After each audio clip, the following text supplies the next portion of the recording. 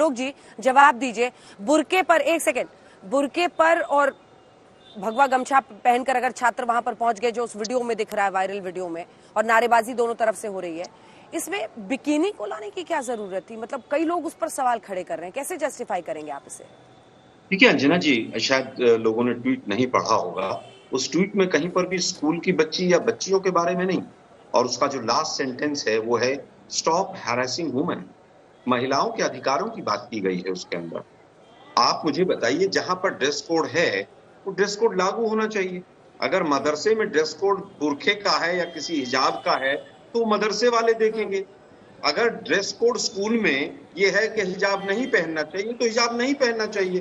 क्या उस यूनिवर्सिटी या उस स्कूल या उस इंस्टीट्यूशन में जहां पर ये घटना घटी, क्या वहां पर, एक मिनट में किसी के बीच में नहीं बोला, प्लीज सुनिए, क्या वहां पर ड्रेस कोड था? क्या ड्रेस कोड का उल्लंघन हुआ? और अगर ड्रेस कोड का उल्लंघन हुआ तो स्कूल प्रशासन है, डिस्ट्रिक्ट एजुकेशन डिपार्टमेंट वहां पर बैठा हुआ है पूरा का पूरा। ये जो हुड़दंगी है तथाकथित हिंदुत्ववादी, इनको किसने अधिकार दिया कि एक कोई महिला है, हिंदू है, मुस्लिम है, उसके ड्रेस के ऊपर जाकर इस तरह से नारेबाजी करें?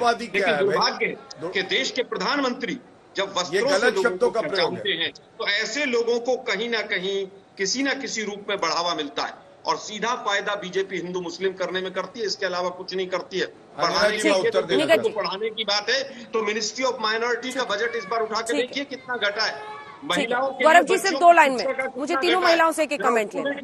ठीक है, ठीक है आलोक जी। ये लोग केवल और गौरव जी केवल सिर्फ 2 लाइन, सिर्फ 2 लाइन मुद्दे ढूंढते हैं, महंगाई और बेरोजगारी पर बात नहीं करना चाहते।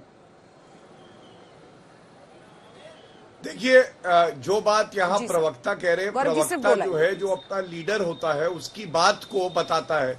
यहाँ पे प्रवक्ता कुछ और कहते हैं और प्रियंका वाड्रा गांधी कुछ और कहती है। चुनौती दे रहा हूँ, राहुल गांधी से ये बात बुलवा दीजिए कि भाई जो संदर्भ में आपने कहा है वो केवल और केवल जो है बाहर के सार्वजनिक स्थलों के लिए, और स्कूल में हिजाब ठीक है, कॉलेज में ठीक है, ये बात बुलवा दीजिए। और अशोक गहलोत पे तो इन्होंने कोई टिप्पणी नहीं करी। और वस्त्रों की राजनीति कौन करता है हम बताते हैं, बंद गले के ऊपर जनेऊधारी ब्राह्मण हिंदू कौन था? अब बीजेपी या कांग्रेस बताएगी क्या घूंघट रखना है कि नहीं रखना है? अभी आप बिदक रहे हैं। हिंदुत्ववादी जो तीनों महिलाओं से एक कमेंट, वक्त अब कम ठीक है, घूंघट रखना है कि नहीं ये भी बीजेपी बताएगी क्या? ठीक है, चले तीनों महिलाओं को दिखा दीजिए। बहस पूरी तरह से सियासी हो जाए, उससे अच्छा महिलाओं और उनके लिए सवाल हो। निगत, आपने दोनों को ही सुना, आपने इरफा को भी सुना, आपने सईदा जी को भी सुना। सवाल आप उसका जवाब देना चाह रही थी, क्योंकि ये दोनों तो कह रहे हैं कि कंपलसरी है और ये पहनना चाहिए, और अगर मदरसे में कोई जाता है जीन्स टॉप में तो उनको वहां समझाया जाएगा कि आपके लिए बुर्का जरूरी है। तो फिर ये कहाँ पर आता है मामला, कहाँ पर टिकता है ये जाके? अल्टीमेटली जबरदस्त दबाव होता है क्या कि आपको अच्छा कैरेक्टर सर्टिफिकेट तभी मिलेगा जब आप हिजाब पहनेंगी या बुर्का पहनेंगी?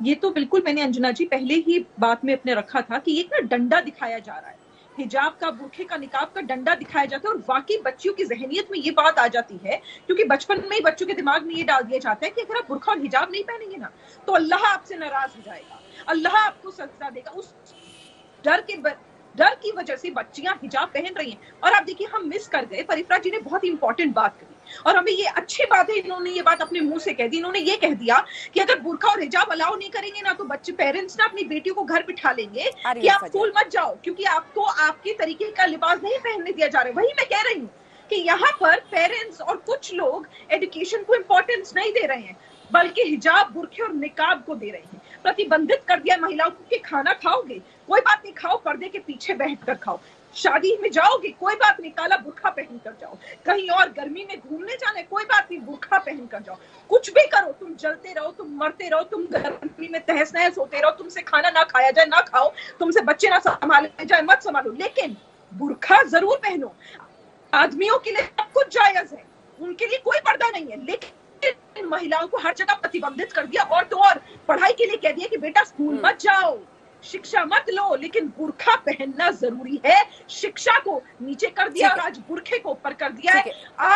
इरफा इसका जवाब देना चाह रही है। इरफा जी, बहुत दुखद बात है अंजना जी कि हमारे देश में जो मुसलमान महिलाएं जब अपनी एजेंसी प्रेजेंट करती हैं, जब अपना डिसीजन प्रेजेंट करती हैं, तो कहीं ना कहीं से आवाजें उठना शुरू हो जाती हैं कि आपको ब्रेन वॉश किया है। भाई क्यों ब्रेन वॉश किया है हम लोगों को? क्या मेरा अपना दिमाग काम नहीं करता कि मैं ब्रेन वॉश हूँ?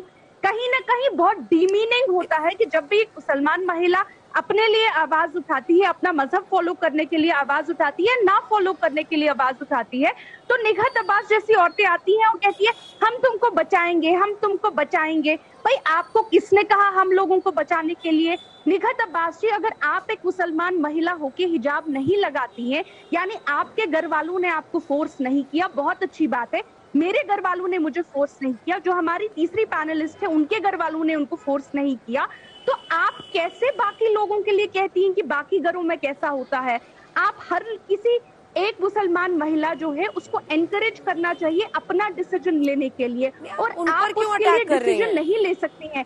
ये कहना, देखिए इरफा, ये या तो कंपल्सरी है या वॉलंटरी है। एक सेकंड इरफा जी, आप उन पर क्यों अटैक कर रही हैं? आप अगर वो इसके खिलाफ बोल रही हैं तो आप उन पर जिस तरह से अटैकिंग हो रही है, उन्होंने तो आप पर नहीं अटैक किया, वो तो अपनी बात कह रही है, आप क्यों अटैक कर रही हैं? क्यों ऐसी आवाजों को दबाते हैं? या तो वॉलंटरी है मैडम, या फिर कंपल्सरी है, यानी या तो स्वेच्छा से है, या तो स्वेच्छा से या थोपा हुआ है। अरे उनको बोलने दीजिए अपनी बात, आप तो उन्हीं पर टूट पड़ी।